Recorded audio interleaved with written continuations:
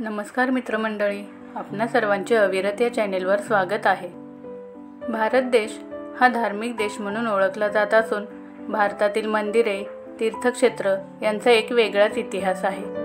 वेगवेगळ्या धर्मांचे लोक येथे वास्तव्य करतात आणि मंदिरे व तीर्थक्षेत्र पाहण्यासाठी दूरदूरहून येतात. त्यात 12 ज्योतिर्लिंगामध्ये नर्मदा नदीच्या काठावर वसलेले ओंकारेश्वर ज्योतिर्लिंग हे चमत्कारी ज्योतिर्लिंग आहे. तर चला जाणून घेऊया ओंकारेश्वर ज्योतिर्लिंगाबद्दल रंजक गोष्टी. ओंकारेश्वर मंदिर हे नर्मदा नदीच्या मध्यभागी मानधाता किंवा शिवपुरी नावाच्या बेटावर वसलेले आहे. हे भगवान शिवाच्या 12 ज्योतिर्लिंगांपैकी एक आहे. शतकांपूर्वी कोळी जमाती या ठिकाणी स्थायिक झाली आणि आता हे ठिकाण तिच्या भव्यतेसाठी आणि इतिहासासाठी प्रसिद्ध आहे. हे मोरटक्का गावापासून 14 किलोमीटर अंतरावर आहे. हे बेट हिंदूंच्या पवित्र चिन्ह ओमच्या आकारात तयार झाले आहे. येथे 2 मंदिरे आहेत, ओंकारेश्वर आणि ममलेश्वर. नर्मदा नदीतून ओंकारेश्वर निर्माण झाले आहे. ही नदी भारतातील सर्वात पवित्र नद्यांपैकी एक आहे आणि आता तिच्यावर जगातील सर्वात मोठा धरण प्रकल्प बांधला जात आहे.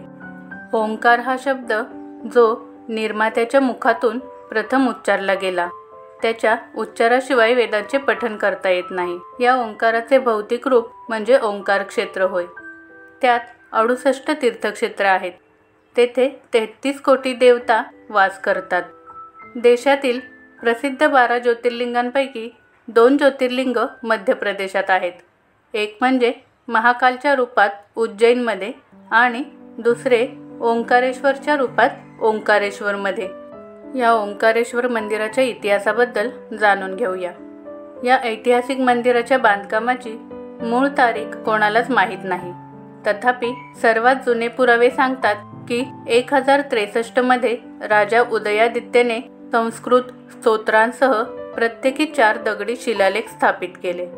1195 मध्ये राजा भरतसिंह चौहान यांनी मंदिराचा जीर्णोद्धार केला आणि त्याच्याजवळ एक राजवाडा बांधला.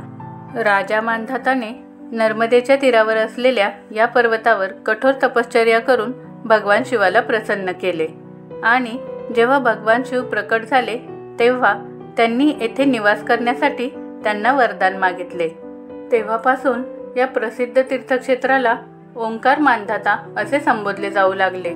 या मंदिरात शिवभक्त कुबेर यांनी तपश्चर्या करून शिवलिंगाची स्थापना केली होती, ज्याला शिवाने देवांचा स्वामी बनवले होते.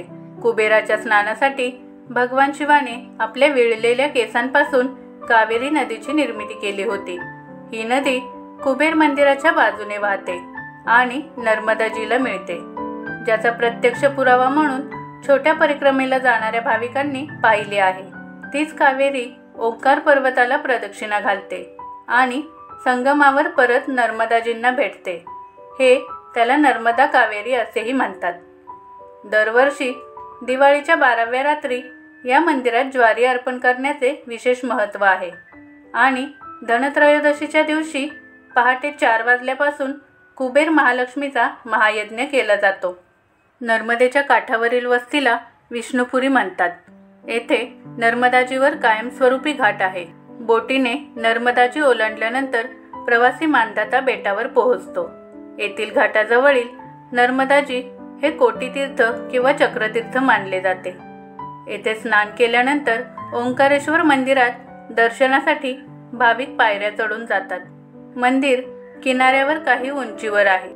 मंदिराच्या प्रांगणात पंचमुख गणेशजींची मूर्ती आहे. पहिल्या मजल्यावर ओंकारेश्वर लिंग आहे. श्री ओंकारेश्वराचे लिंग हे मंदिराच्या शिखराच्या अगदी खाली नसून एका बाजूला आहे. मंदिराचा दरवाजा लहान आहे, गुहेत गेल्यासारखे वाटते. जवळच पार्वतीची मूर्ती आहे. ओंकारेश्वर मंदिराच्या दुसऱ्या मजल्यावर पायऱ्या चढून गेल्यावर महाकालेश्वर लिंगाचे दर्शन होते. श्री ओंकारेश्वरजींची प्रदक्षिणा करताना रामेश्वर मंदिर आणि गौरी सोमनाथ पाहता येतात. ओंकारेश्वर मंदिराजवळ अविमुक्तेश्वर, ज्वलेश्वर, केदारेश्वर इत्यादी अनेक मंदिरे आहेत. मानधाता बेटावरच ओंकारेश्वराच्या 2 परिक्रमा आहेत, एक लहान आणि दुसरी मोठी. ओंकारेश्वराची यात्रा 3 दिवसांची मानली जाते। या 3 दिवसांच्या प्रवासात येथील सर्व भाविक येतात। अंबरीश आणि मुचुकुंद यांचे वडील सूर्यवंशी राजा मानधाता हे भगवानांचे महान भक्त। त्यांनी या ठिकाणी कठोर तपश्चर्या करून भगवान शंकरांना प्रसन्न केले होते। त्या महापुरुषाच्या नावावरून या पर्वताला मानधाता पर्वत असे नाव पडले। ओंकारेश्वर लिंग हे कोणत्याही मानवाने कोरलेले किंवा बनवलेले नाही, तर ते नैसर्गिक शिवलिंग आहे। आजूबाजूला नेहमीच पाणी असते। साधारणतः मंदिरात लिंगाची स्थापना गाभाऱ्याच्या मध्यभागी केली जाते आणि त्याच्या अगदी वर एक शिखर आहे। परंतु हे ओंकारेश्वर लिंग मंदिराच्या घुमटाखाली नाही। त्याचे एक वैशिष्ट्य म्हणजे मंदिराच्या वरच्या शिखरावर महाकालेश्वराची मूर्ती स्थापित आहे। काही लोकांचा असा विश्वास आहे की हा पर्वतच ओंकाराचे रूप आहे। परिक्रमेखाली अनेक मंदिरे असल्यामुळे हा पर्वत ओंकाराच्या रूपात दिसतो। ओंकारेश्वर मंदिर हे ओंकारमध्ये बांधलेले चंद्रबिंदूचे स्थान आहे।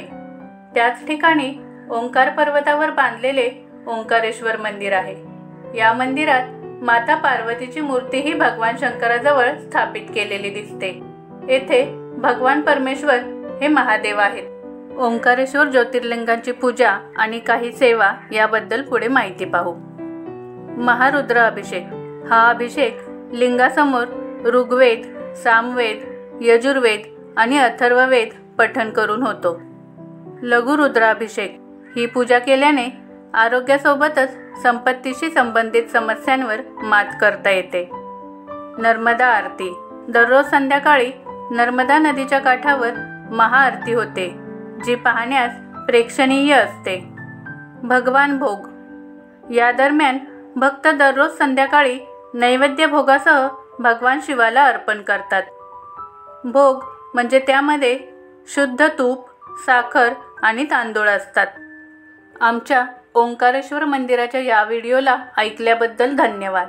ओंकारेश्वर मंदिराच्या आशीर्वादाने तुमचे जीवन मंगलमय होवो।